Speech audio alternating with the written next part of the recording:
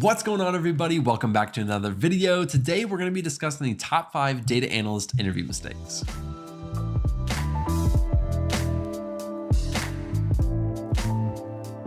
Now, this may be the only topic where I genuinely feel overqualified to talk about. I have made so many mistakes. I mean, genuinely countless interview mistakes over the course of my career. And so I am bringing a lot of personal experience into this one. I hope that you find it helpful. I hope that you can learn from my mistakes so that you do not make those same mistakes in your interviews. With that being said, let's jump into number 1, which is not having stories and examples ready to go. You are most likely going to be asked to describe a time when you were a leader, when you worked on a team, when you overcame a problem, when you made a mistake. And it's really good to have a story or an example to really make yourself shine in those moments. I have been asked that question in an interview, and I have honestly just been, let me think about that for a second. I can't really remember. Give me a second. And it is terrible. I honestly just bombed it, and it took me 2 or 3 minutes to really think of anything, and that is not what you want to happen. If anything, you want to be able to say, man, I just have so many examples of me being a leader. I don't know which one to choose. Obviously, you wouldn't say that, but you get the point. You want to have stories and examples ready to go for when you do get asked those questions. Number 2 is not doing research on the company beforehand. This is definitely one where you can show a little bit of initiative and a little bit of passion for what that company does in your interview. If you can talk specifically about part of their business or a product that they sell that you have experience in or you're really passionate about, that can go a really long way. The absolute last thing you want to do is to not know anything about that company going into the interview. If anything, it can just come off as a genuine disinterest in the position. Number 3 is not preparing for the technical questions. Even for entry-level jobs, there's a good chance that you're going to get some type of technical questions in an interview. Most likely, you're going to be asked SQL questions, but you may be asked Python questions as well, depending on the position. I highly recommend brushing up on these topics as well as practicing some interview questions so that when you are asked a technical interview question, you feel prepared for it. This was a mistake that I made a lot, and I don't know why I never picked up on it, but I kept getting asked technical interview questions, and I really just failed every single one of them. And so I finally picked up after a while that I needed to know this and I needed to study this. And so I finally found a few websites that I felt really helped me, LeetCode being one of them, but there are a few others, and I will leave some of those links in the description if you want to check those out. Number 4 is not asking questions during or after the interview.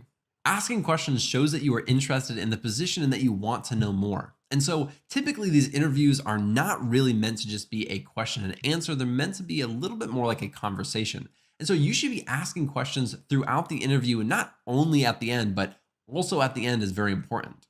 And so throughout the interview, if the interviewer says something interesting or something that piques your interest, be sure to follow up with that and ask that question. Something else that's really important is asking questions at the very end.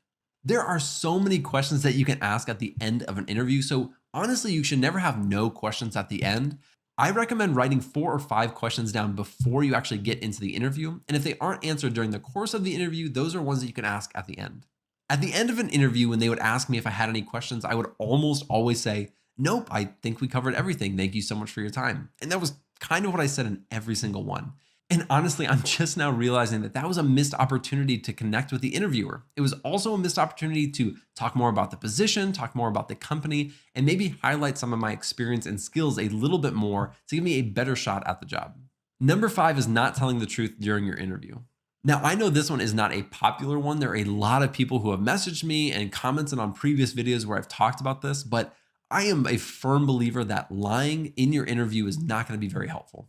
I genuinely think that for the most part, lying in an interview is going to backfire you in some way. Whether that's saying you have some experience or skills that you don't actually have, if they start asking follow-up questions to that, it can be kind of tough to come up with some realistic and believable answers that will convince them that you actually do have those things.